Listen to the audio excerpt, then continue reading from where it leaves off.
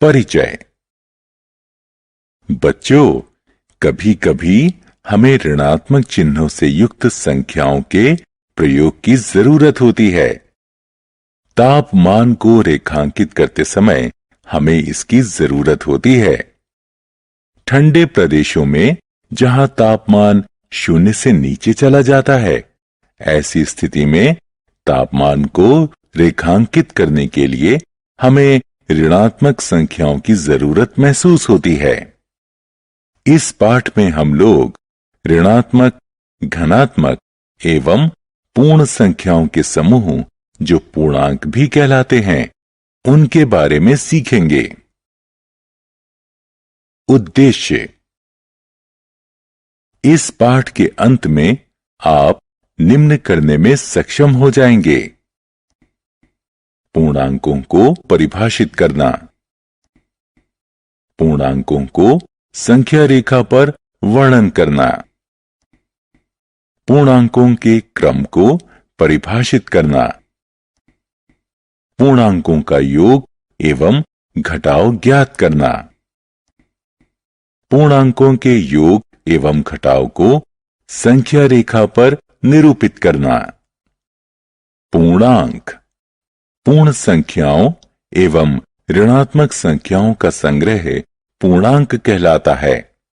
जैसे घटा 4, घटा 3, घटा 2, घटा 1, 0, 1, 2, 3, 4 इत्यादि।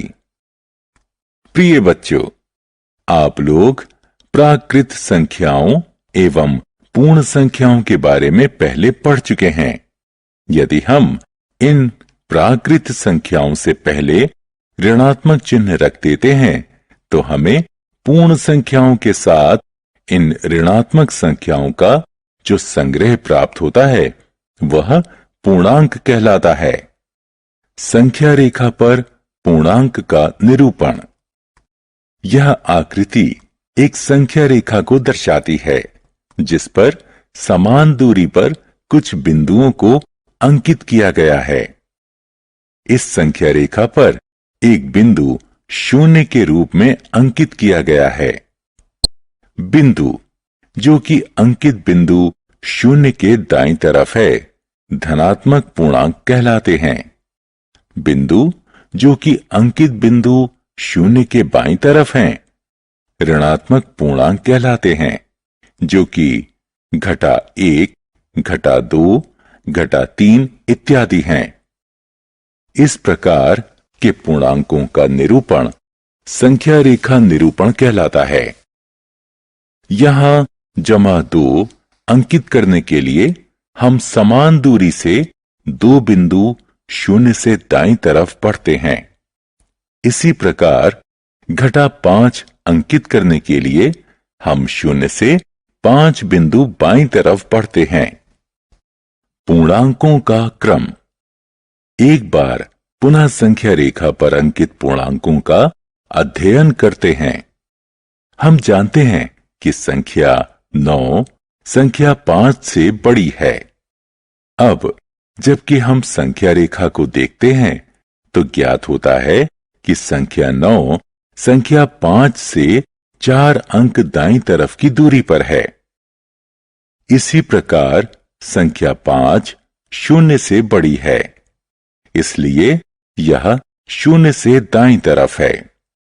चूंकि 0 घटा 2 से दाईं तरफ है, अतः यह घटा 2 से बड़ी है। इसी प्रकार घटा 2 घटा 7 से दाईं तरफ है, अतः घटा 2 घटा 7 से बड़ी है। इस प्रकार हम देखते हैं कि संख्या रेखा पर बड़ी संख्या दाईं तरफ अंकित की गई है तथा अपेक्षाकृत छोटी संख्या संख्या रेखा पर बाईं तरफ अंकित की गई है। पूर्णांकों का योग। दो धनात्मक संख्याओं का योग। उदाहरण, एक लड़का सीढ़ियों पर चढ़ता है। वह 6 पायदान ऊपर चढ़ता है एवं थोड़ी देर ठहरकर पुनः 4 पायदान और ऊपर की ओर चढ़ता है। तो वह लड़का सतह से कितनी पायदान ऊपर चढ़ता है? हल, आप देख सकते हैं कि उसने कुल मिलाकर 6 जमा 4 पायदान चढ़े हैं, जो कि 10 पायदानों के बराबर होते हैं। दो ऋणात्मक संख्याओं का योग। उदाहरण, एक खेल जिसमें आपको कागज की कुछ पर्चियों में से 2 पर्ची चुनना है जिस पर संख्याएं अंकित हैं। आपको चुनी हुई दोनों पर्चियों के ऊपर अंकित संख्याओं का योग निकालना है। मान लें अगर आपको संख्या क्रमशः -2 एवं -5 मिलती है, तो बताइए इन दोनों संख्याओं का योग क्या होगा? यह होगा -7 के बराबर। दो पूर्णांकों का योग। उदाहरण, मान लीजिए ऊपर दिए गए खेल में आपको संख्या क्रमशः -5 एवं -9 2 पर्चियों पर प्राप्त होती है, तो उनका योग क्या होगा? जी हां, उनका योग -4 होगा। पूर्णांकों के योग का संख्या रेखा पर निरूपण। प्यारे बच्चों, अब हम संख्या रेखा पर किन्हीं 2 पूर्णांकों का योग करना सीखेंगे। मान लें अगर हमें पूर्णांक 6 एवं 4 के योग को संख्या रेखा पर निरूपित करना है। सबसे पहले हम संख्या रेखा पर 0 से दाईं तरफ 6 बिंदु बढ़ेंगे तो संख्या 6 पर पहुंचेंगे। अब पुनः 4 बिंदु दाईं तरफ बढ़ेंगे तो जो संख्या 10 प्राप्त होती है, यही पूर्णांक 6 एवं 4 का योग होगा। अब हम 2 ऋणात्मक संख्याओं -5 एवं -4 का योग संख्या रेखा पर निकालते हैं।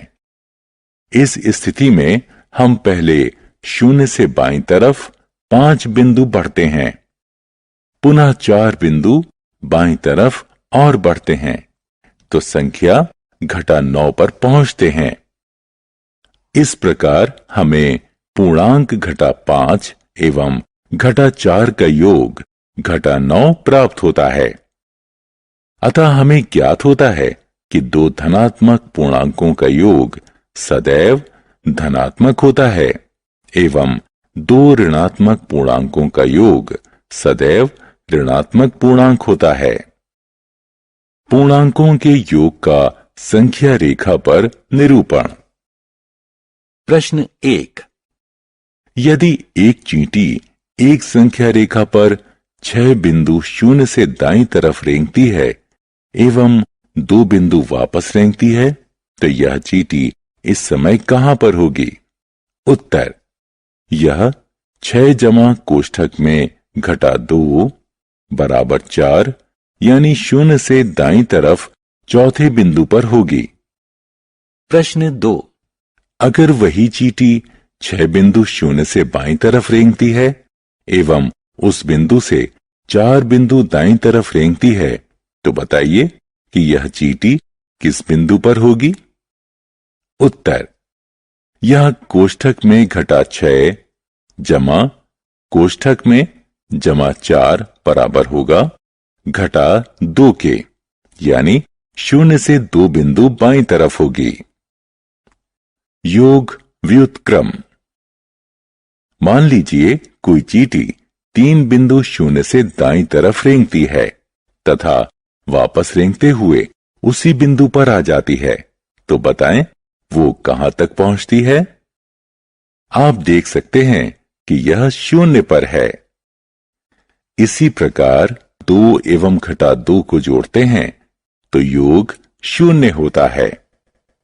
यदि हम 3 एवं -3, 4 एवं -4 इत्यादि का योग 0 होता है, अतः ये सभी पूर्णांक आपस में योग व्युत्क्रम कहलाते हैं। धनात्मक एवं ऋणात्मक पूर्णांकों का वर्गीकरण कर योग ज्ञात करना। उदाहरण, इस समीकरण का योग ज्ञात करो। हल। इसे अच्छी तरह समझने के लिए हम इस पर आधारित एक उदाहरण की मदद लेंगे। हम दी हुई संख्याओं को इस तरह से क्रम में रखते हैं जिससे कि सभी धनात्मक पूर्णांक एक साथ एवं सभी ऋणात्मक पूर्णांक एक साथ हों और यह हल करने पर घटा 10 आएगा। ऋणात्मक पूर्णांकों का घटाव। उदाहरण, घटा 10 में से घटा 5 को घटाओ। हल। अब हम संख्या रेखा का प्रयोग कर घटा 10 घटा कोष्ठक में घटा 5 का मान ज्ञात करते हैं। यह घटा 10 जमा 5 की तरह ही है। सबसे पहले हम घटा 10 से शुरू करके 5 बिंदु दाईं तरफ चलते हैं तो संख्या रेखा पर अंकित पूर्णांक घटा 5 पर पहुंचते हैं। सारांश। आइए हमने जो कुछ सीखा है उसे संक्षेप में दोहराएं। z बराबर घटा 3 घटा 2 घटा 1 0 1 2 3 पूर्णांकों का समूह है।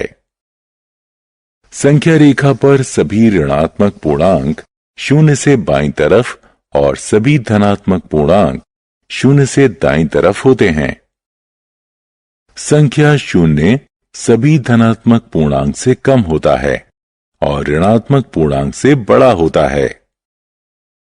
पूर्णांकों के जोड़ एवं घटाव। 1. जब दो धनात्मक पूर्णांक को जोड़ा जाता है हमें एक धनात्मक पूर्णांक प्राप्त होता है। जब दो ऋणात्मक पूर्णांकों को जोड़ा जाता है हमें एक ऋणात्मक पूर्णांक प्राप्त होता है। जब एक धनात्मक एवं एक ऋणात्मक पूर्णांक को जोड़ा व घटाया जाता है तो हमेशा बड़ी संख्या का चिन्ह लगाया जाता है। एक पूर्णांक का घटाव उसके योग व्युत्क्रम के योग के समान होता है।